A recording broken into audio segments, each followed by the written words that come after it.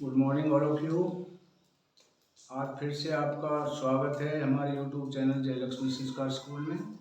तो today we are going to learn the imagining sentence, how to frame the imagining sentence. जैसे यदि मैं पक्षी होता तो आसमान में उड़ जाता, यदि मैं अध्यापक होता तो बच्चों को पढ़ाता, यदि मैं किसान होता तो खेतों में हल चलाता।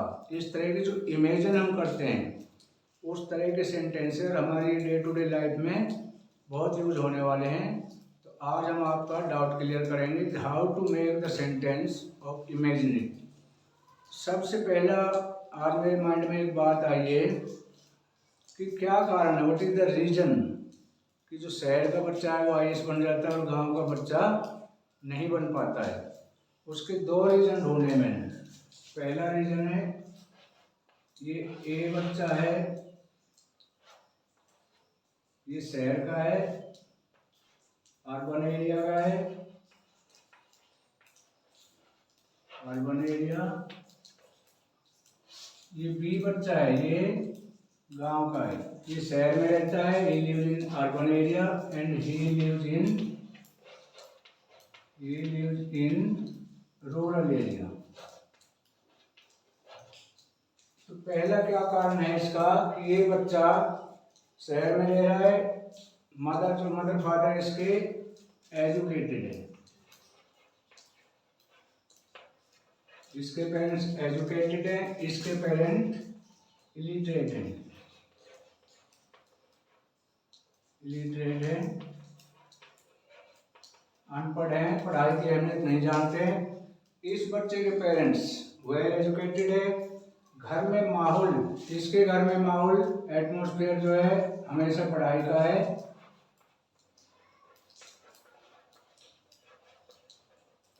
और इस बच्चे के घर में बिल्कुल पढ़ाई का माहौल नहीं है।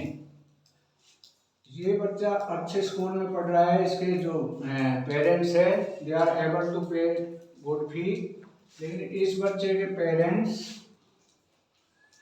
फीस नहीं दे सकते हैं और गवर्नमेंट स्कूल या दिखावे के लिए वैसे स्कूलों में भेज देते हैं। इस बच्चे को अच्छे इंग्लिश मीडियम स्कूल में पढ़ रहा है, अच्छे टीचर हैं, स्कूल में इंग्लिश का माहौल है और घर में भी इंग्लिश का माहौल है, फिर भी कोई कमी रहेगी तो इस बच्चे को अच्छा कोचिंग दिलाया जाता है, अच्छे ट्यूटर बुलाए जाते हैं, घर पे ट्यूशन दिया जाता है। इस बच्चे के लिए कोई ट्यूशन नहीं है, कोई ट्यूटर नहीं है। फिर कहते हैं कि भाई अब ये आईएएस बनने के लिए इन दोनों को बराबर की मान्यता दी जा रही है, बराबर का इनको जो है वो दिया जा रहा है, छूट दी जा रही है। तो ये बच्चा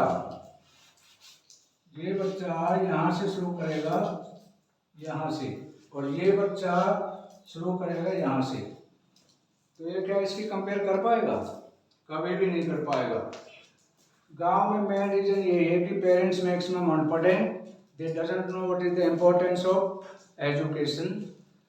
एजुकेशन जो असली एजुकेशन क्या है वो गांव के ग्रामीण क्षेत्रों में लोगों को माइंड में नहीं है। यदि किसी के पास थोड़ा बहुत पढ़ा लिखा है तो वो क्या करता है, वो दिखावे पे जाएगा और ऐसे स्कूल में बच्चे को डालेगा जिसमें वो फीस का लालच, बहुत कम फीस कहेंगे जी हमारे पे इतना फीस है, पढ़ाएंगे हिंदी और फीस वसूलेंगे इंग्लिश मीडियम की। तो ये फर्क जब तक गांव में ना समझाया जाए, गांव के आदमी जागरूक नहीं किए जाएं, तब तक ये असमानता हमेशा बनी रहेगी। चलो मैं अगला आज आपको कॉन्सेप्ट क्लियर करने जा रहा हूँ। इंग्लिश बहुत मुश्किल नहीं है। इंग्लिश जो है वो शेरनी का दूध है, जो पिएगा वो दहाड़ेगा। English is the milk of lioness, whoever will drink will roar। तो अंग्रेजी बहुत मुश्किल नहीं है, लेकिन इसका क्या है कि सबसे बड़ा कारण ये है कि हमें माहौल नहीं मिलता है और सबसे बड़ी कमी रह जाती है प्रैक्टिस की। हम पढ़ लेते हैं, सीख लेते हैं, लेकिन प्रैक्टिस नहीं करते। until we will not practice how to speak English, you will not be able। तो आज हम लेते हैं इमेजिनेटिव सेंटेंसेस। तो सबसे पहले मैंने ये बताया भाई प्रैक्टिस करना बहुत जरूरी है। मैं पढ़ा देता हूँ, आप प्रैक्टिस नहीं करते। तो first of all every student are requested to close your notebooks and keep it on besides. तो भाई ऐसा इंग्लिश जो है बहुत मुश्किल नहीं है, लेकिन प्रैक्टिस इसके लिए बहुत ज़रूरी है। तो यदि if you want to learn how to swim, यदि तुम सोचते हो कि सीखना चाहते हो कि तैरना कैसे सीखें, if you want to learn how to swim jump into the water, पानी में छलांग लगानी ही पड़ेगी। तो चलो let us start without delay. पहला है, यदि मैं पक्षी होता। ये डे टू डे लाइफ में यूज होने वाले सेंटेंस है। यदि मैं पक्षी होता तो आसमान में उड़ता, तो आसमान में उड़ता। दूसरा इसका फ्रेज है, यदि मैं पक्षी होता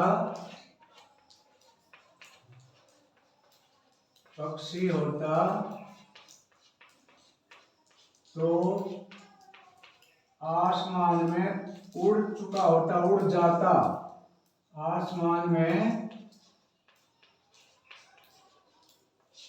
उड़ जाता, उड़ चुका होता। What is the difference in both sentence?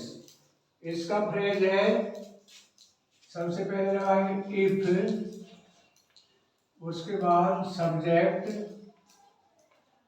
उसके बाद वर्ड,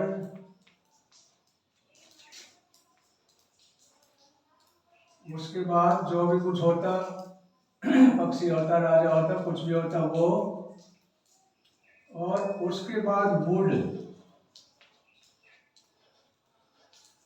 फ्लाई, वुड के बाद फ्लाई या जो भी वो करना चाहता है वो, और ऑब्जेक्ट। और इसमें जो उड़ चुका होता है, इसमें would have phloem, third form आएगी, इसमें वुड हैव फ्लोन आएगा। इसमें अंतर ये है कि इसमें आ जाएगा उड़ चुका होता, उड़ जाता, तो डब्लू वुड हैव और V3। This is the big difference in both sentence. तो पहला लिखते हैं, यदि मैं पक्षी होता तो आसमान में उड़ता।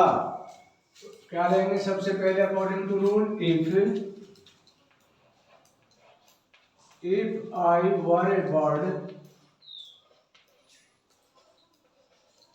if I were a bird, I would fly in the sky, fly in the sky। यदि मैं पक्षी होता तो आसमान में उड़ता। अब यदि मैं पक्षी होता तो आसमान में उड़ जाता, उड़ चुका होता।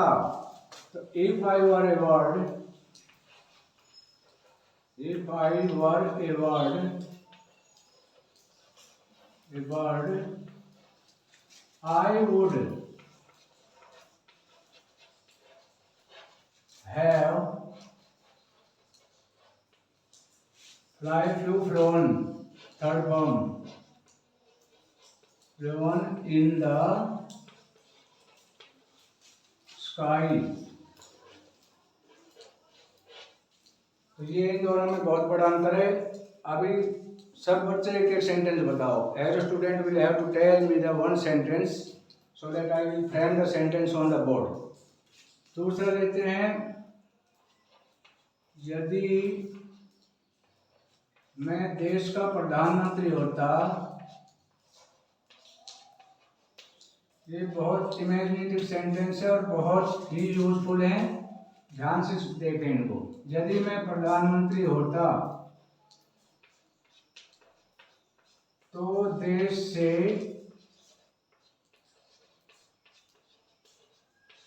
गरीबी मिटा देता, गरीबी मिटा देता। मतलब इमेजिन कर रहे हैं, बन तो नहीं पाएंगे हम, लेकिन इमेजिन तो हर आदमी करता है। तो यदि मैं देश का प्रधानमंत्री होता, पहले यहां तक लो, if I were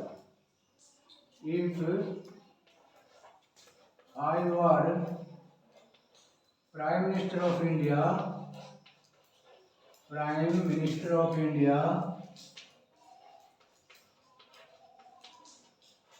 of India,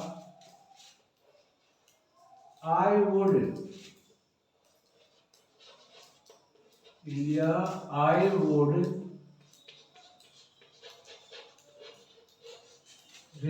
the poverty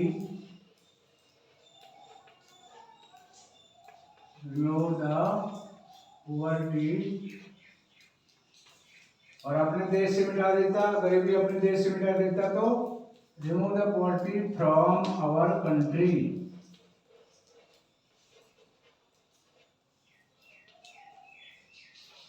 this is the way to practice, this is the way to learn English. यदि मैं देश का प्रधानमंत्री होता तो देश से गरीबी मिटा देता। If I were a prime minister of India, I would remove the poverty from our country. यदि मैं अध्यापक होता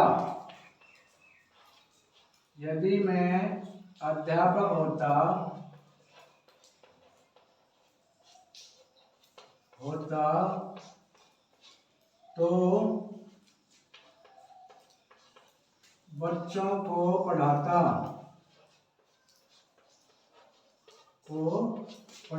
मतलब एक इमेजिन कराया हुई, मैं भी अध्यापक होता तो बच्चों को पढ़ाता। तो यदि मैं अध्यापक होता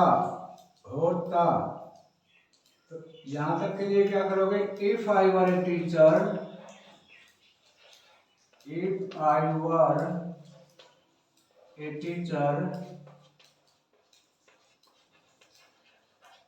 I would,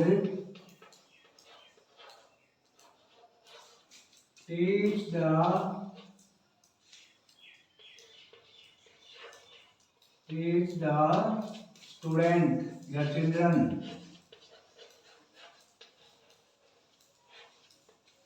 यदि मैं अध्यापक होता तो बच्चों को पढ़ाता। If I were a teacher, I would teach the student.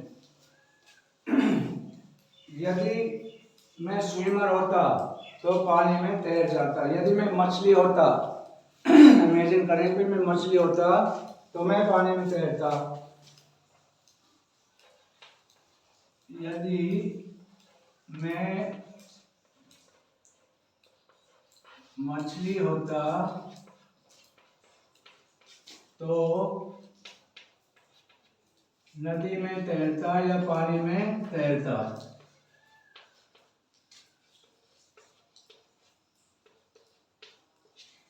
तो यदि मैं मछली होता या होती तो उसके लिए भी हम आई यूज करेंगे।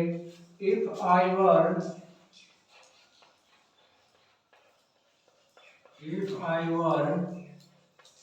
a fish, I would swim in the water। यदि मैं मछली होता तो पानी में तैरता। If I were a fish, I would swim in the water. यदि मैं पुलिस होता तो चोर को पकड़ता। यदि मैं पुलिसमैन होता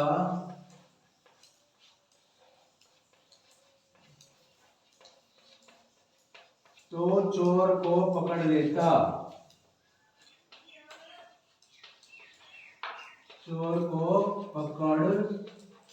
लेता। कैसे बनाओगे?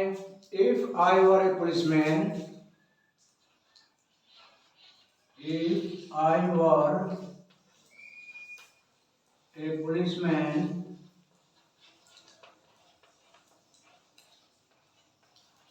I would